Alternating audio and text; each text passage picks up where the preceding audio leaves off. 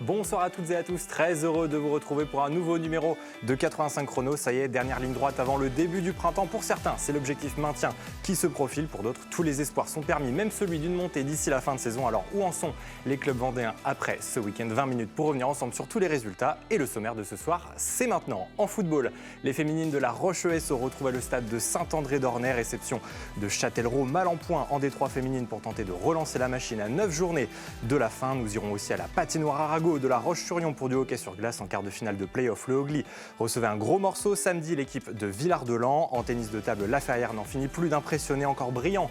Samedi soir, les joueurs de Mathieu Perdriau peuvent désormais rêver plus, rêver mieux, avec pourquoi pas une finale d'accession à disputer dans quelques semaines. En cyclisme, nous reviendrons sur la 30e édition de la Bernaudo Junior avec, vous le verrez, un doublé italien sur l'épreuve. Et puis enfin, enfilez votre kimono et nouez votre ceinture. Nous partirons en fin d'émission sur les tatamis du Vendée Espace pour les championnats de France senior de Jiu-Jitsu. Voilà pour une partie du programme de ce 85 chrono du lundi 18 mars 2024 et ça démarre tout de suite.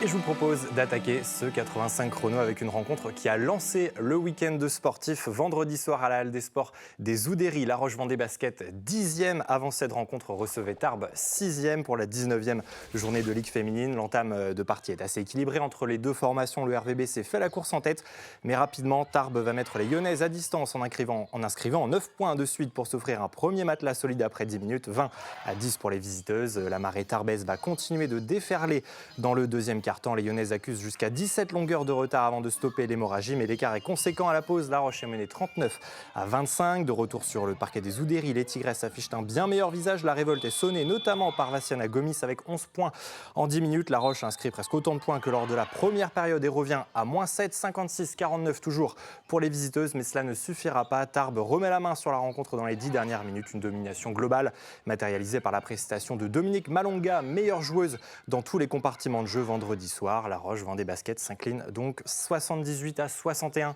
face à Tarbes. Et avec cette défaite, on va le voir justement au classement, la Roche-Vendée Basket perd une place et glisse à la 11e et avant-dernière position à 3 journées de la fin de la saison régulière. Ce n'était un secret pour personne. Les Tigresses sont quasiment désormais assurées de disputer les playdowns puisque les joueuses de Manu Body sont à 3 points d'Angers. Prochaine équipe qu'elles affronteront, ce sera samedi soir.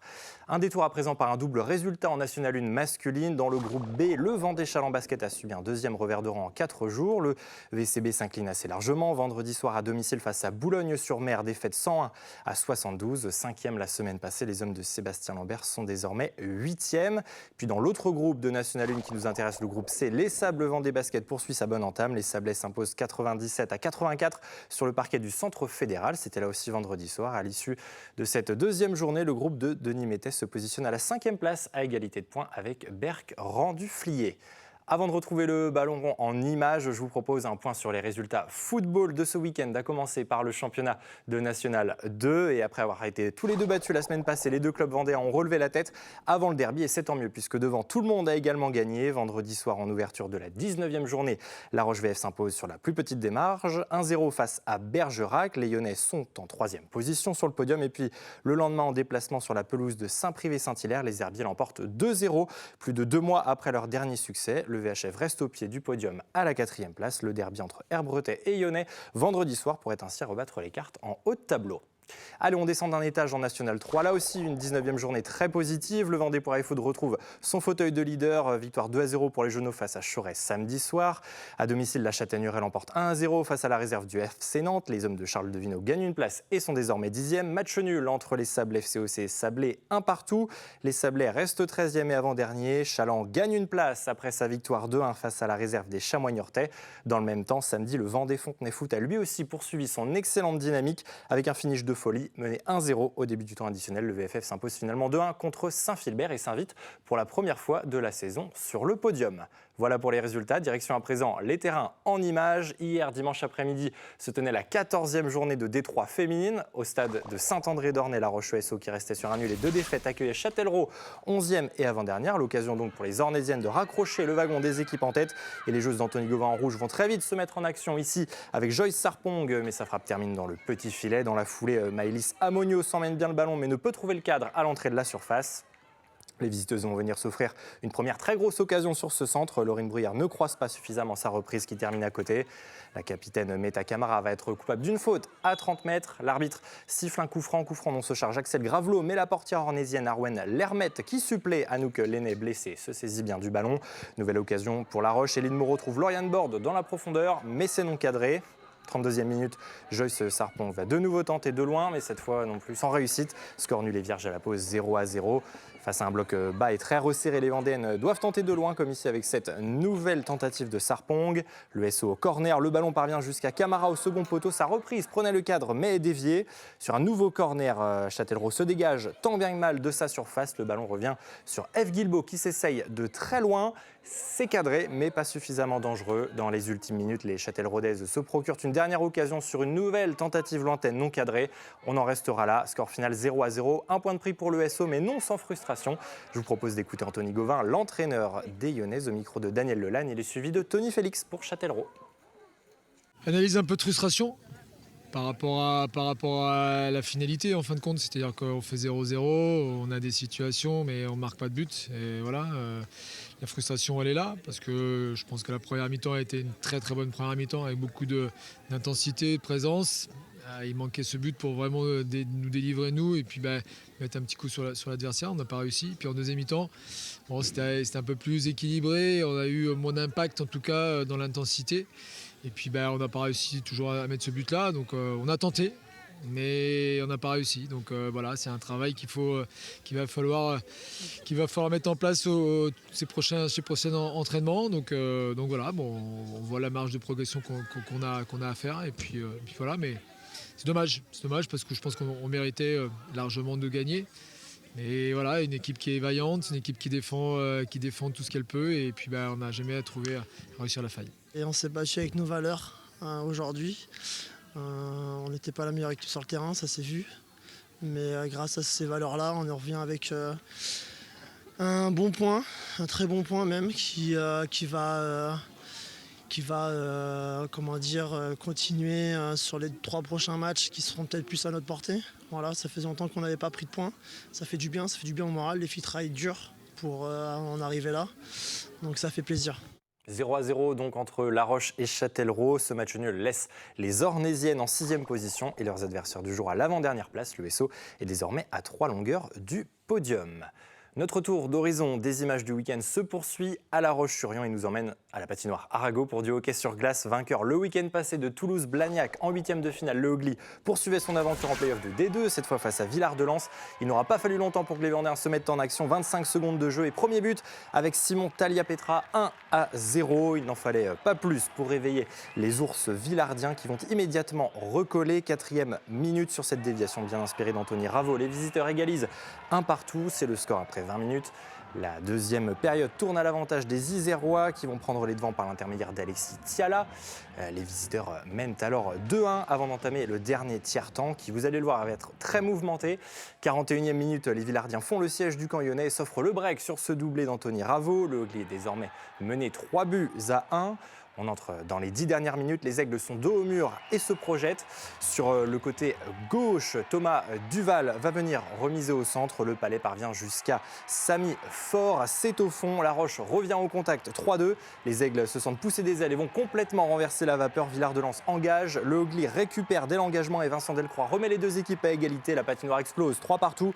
Et pourtant, alors qu'on imaginait le Hogli prendre la tête, ce sont finalement les Isérois qui vont reprendre le score par une ultime réalisation d'Anthony Raveau qui signe un triplé dans ce match. Le Hogli s'incline donc 4-3 et devra s'imposer samedi prochain à Villard-de-Lans pour le quart de finale retour et espérer s'emmener dans un 3e match décisif pour ainsi poursuivre l'aventure en play-off. À l'issue de cette rencontre aussi, le club a tenu à saluer le départ de Boris Farkazowski, le meilleur pointeur lyonnais de la saison régulière de D2, présent au club depuis 2012. Le Slovaque a peut-être disputé samedi soir son dernier match sur la patinoire du Hogli. On écoute justement la réaction des deux entraîneurs au micro d'Ambroise Robet.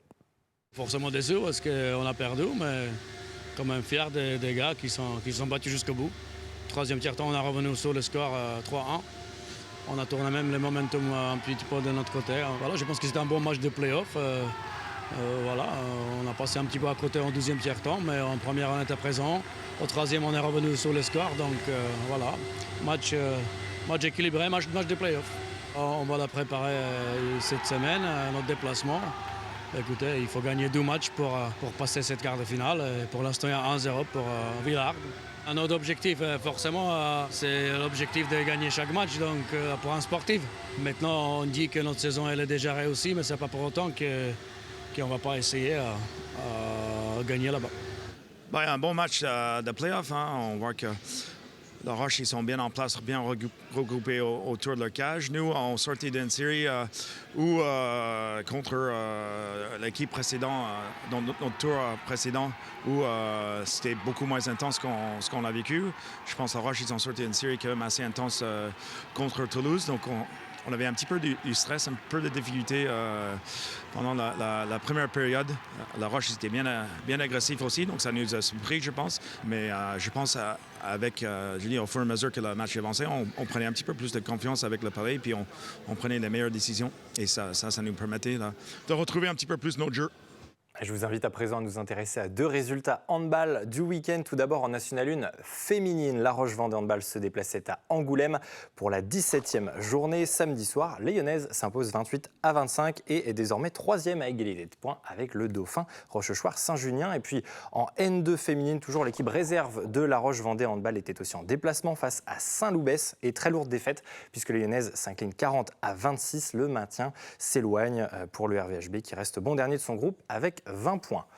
Eux visaient le maintien en début de saison, mais ont décidé de ne plus se cacher et de désormais viser les premiers rôles en fin de saison en tennis de table. L'US Laferrière enchaîne les très bonnes prestations lors de cette phase retour de National 2 et comptait donc bien faire un résultat lors de la réception de Nantes-Saint-Médard-Doulon samedi soir. Place tout d'abord dans cette rencontre aux 4 premiers simples. Le jeune Axel Bossis, 14 ans, se défait facilement de son adversaire en 3-7. Plus difficile pour Anatole Merlet, mais ça passe en 5 manches. Arthur Thomas et Mathieu Perdriau s'inclinent lors de leur premier match. Sur la deuxième série de simples, le capitaine des Ferriérois va finalement s'imposer, cette fois en 3-7. Anatole Merlet vient également à bout de son adversaire avec 5-7 très disputés, 4 partout, égalité parfaite à l'issue des 8 premiers simples. Le coude à coude va se poursuivre sur les doubles. Axel Bossis et Arthur Thomas s'imposent face à Benjamin Frigy et Elliott Bouillet. La paire Perdriau-Merlet en 5-7, c'est une défaite cette fois face à Thomas Bedard et Florian Meutero. 5-5, il faudra donc disputer 4 nouveaux simples et cette fois, les Ferriérois vont dompter leur vis-à-vis. Axel Bossis l'emporte tout comme Anatole Merlet et Mathieu Perdriau à la conclusion. La Ferrière l'emporte 8-6 et enchaîne une nouvelle fois. Le groupe de Mathieu Perdriau est donc promis à jouer les premiers rôles en cette fin de saison. On écoute justement le capitaine vendéen suivi de son homologue, propos recueillis par Daniel Lelanne. Très satisfait de la rencontre. On avait pour objectif de vraiment gagner nos 2 derniers matchs avant de jouer la Romagne à la fin, pour se dire qu'on peut jouer un match de montée en National 1 à la fin, même si voilà, il y a une très très grosse équipe en face. Mais voilà, faut pas faire d'accro avance. On en a fait un la semaine dernière contre Angoulême. Et là, on arrive à gagner 8-6, une belle victoire d'équipe parce que tout le monde a apporté, donc hyper satisfait. À chaque fois, ça ne tourne pas en notre faveur au début du match. On perd plusieurs matchs à la belle et toute l'équipe ne s'est pas découragée. On avait fait une composition d'équipe où on s'est vite rendu compte que la fin du match était normalement un peu plus favorable pour nous. Mais voilà, il fallait faire le job à la fin et on l'a bien fait, donc c'est cool. Ça fait 2 ans qu'on est en National 2, tout le monde pense qu'on ne va pas se maintenir et ça fait 4 phases maintenant qu'on se maintient. Et là, on avait décidé avec les gars de se dire comme objectif de ne plus se cacher derrière le fait de juste se maintenir, de jouer le haut de tableau. Et on gagne une heure au départ, on s'est dit si on gagne Rambouillet, pourquoi pas. Et puis il fallait gagner aujourd'hui et voilà, il faudra assurer un minimum le nul sur Plérin pour faire une petite finale à la fin contre la Romagne. Une défaite 8-6. Après, sur le papier, on est beaucoup moins fort. On fait une super saison. C'est notre première défaite des 2 phases. Donc, il n'y a pas grand-chose à dire. On sait que c'est difficile de jouer ici. Il y a beaucoup d'ambiance. Les joueurs sont très bons. Donc, c'est quand même satisfaisant de faire un 8-6 ici, même si, bien évidemment, on aurait aimé tirer un nul minimum. Avec ce succès 8-6, la Ferrière enchaîne donc une 4e victoire en 5 rencontres et reste invaincu sur cette phase retour. Conséquence au classement, les joueurs de Mathieu Perdriau doublent leur adversaire du jour et s'emparent de la 2e place derrière l'équipe réserve de la Romagne.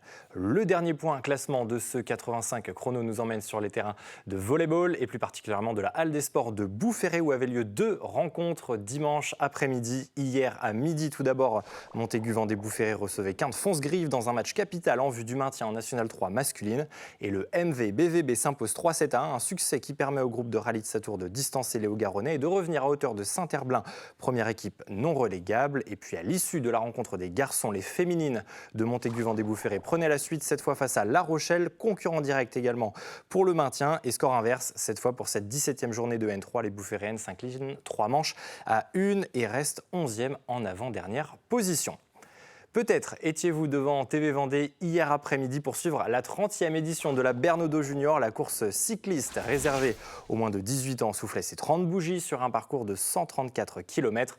35 équipes et 175 coureurs s'étaient ainsi donné rendez-vous au départ de la commune de Latardière. Passage par Saint-Maurice-le-Girard, les Gabardières, le Fuiteau, la Côte de l'Angle, Saint-Martin-des-Noyers, la Chaise-le-Vicomte avant de retrouver La Roche-sur-Yon. 5 passages sur la ligne d'arrivée au lycée Nature de La Roche pour déterminer le vainqueur de cette 30e Bernodeau Junior. À l'approche de la ville d'arrivée, un groupe de 11 coureurs s'est détaché du peloton. Et après 3 heures et 6 minutes de course, l'épreuve aura finalement souri à l'Italien Leonardo Meccia. Parti en solitaire à l'entame du dernier tour, Leonardo Meccia de la formation Vanghi Sama Ricambi Il Pirata succède ainsi à Titouan Fontaine au palmarès de l'épreuve. Doublé italien puisque le vainqueur devance son coéquipier et compatriote Enea Sambinello. Le Vendéen Johan Chardon pour le team Vendée Piftobois vient compléter le podium. Lucas Menanto du team LMP La Roche-Vendée Cyclisme termine lui juste derrière à la 4e place. Et puis je vous l'avais promis en début d'émission, l'épilogue de ce 85 chrono nous emmène sur les tatamis du Vendespace. Samedi et dimanche, le complexe de Mouilleron-le-Captif se faisait l'hôte des championnats de France seniors de Jiu-Jitsu. 450 Jiu-Jitsukas réunis pour l'événement qui était une première en Vendée et même plus largement au niveau régional. On retrouvait 3 disciplines propres au Jiu-Jitsu sur le week-end. Tout d'abord le Jiu-Jitsu combat, un mélange de combat à distance et de corps à corps. Au départ, les Jiu-Jitsukas tentent de se toucher avec les poings ou les pieds et au-dessus de la ceinture. Vient ensuite le corps à corps où l'objectif est de mettre son adversaire au sol avec une dernière phase de combat. Seconde discipline présente le Jiu-Jitsu Newaza. Ici, les Jiu-Jitsukas se concentrent sur un travail au sol où l'objectif est d'immobiliser son adversaire. Et puis enfin, une discipline plus méconnue, le Duo System. Comme son nom l'indique, celle-ci se déroule en duo et consiste à présenter une séquence de mouvements coordonnés. Vous le voyez ici, l'idée est de présenter des techniques de self-défense face à plusieurs attaques tirées au sort au préalable. Alors à noter parmi les nombreux résultats, le 8e titre de champion de France pour Percy Kunsa en combat chez les moins de 77 kg. Et puis en Jiu-Jitsu Newaza, chez les femmes, l'ancienne championne du monde Stéphanie Faure s'impose en moins de 63 kg. Je vous propose d'écouter tout d'abord Didier Debossu, responsable des commissaires sportifs nationaux à la Fédération française de judo. Il est suivi de Florian Potero, 8e de finaliste et Jiu-Jitsuka pour le club du judo Côte de Lumière. Tous les deux étaient au micro d'Ambroise Robet. Première fois en Vendée, première fois en Pays de la Loire, tout simplement. Donc 450 combattants qui viennent disputer le titre de champion de France sur le Jiu-Jitsu combat, le Jiu-Jitsu Newaza et une activité assez particulière mais assez spectaculaire aussi, le Duo System. Le Jiu-Jitsu n'est pas encore un sport pour les JO. Par contre, il a son petit frère qui est les Jeux mondiaux. Mais par contre, là, le championnat de France va être sélectif pour participer à la fin du mois d'avril au tournoi de Paris, à la Fédération dans le 14e, qui là va déterminer la sélection pour le championnat d'Europe et le championnat du monde à suivre dans la saison. Non, vraiment très fort du coup sur le premier combat. Je perds et après sur le deuxième, malheureusement je me fais éliminer sur des coups de l'arbitrage. Donc voilà, sur des coups mal maîtrisés on va dire. C'est vrai que quand j'ai vu que c'était au Vendespace l'événement, je me suis dit faut que j'y aille. Faut que j'y aille, surtout pour une première fois. Ici à domicile, c'était vraiment l'occasion. C'était une première découverte, c'est la première fois du coup je participais à un tel événement. Et déjà très impressionné de pouvoir me confronter aux meilleurs, à l'élite française, voire internationale. Donc c'est vrai que c'est toujours impressionnant. Et puis maintenant on va commencer à s'entraîner et continuer l'entraînement pour l'année prochaine.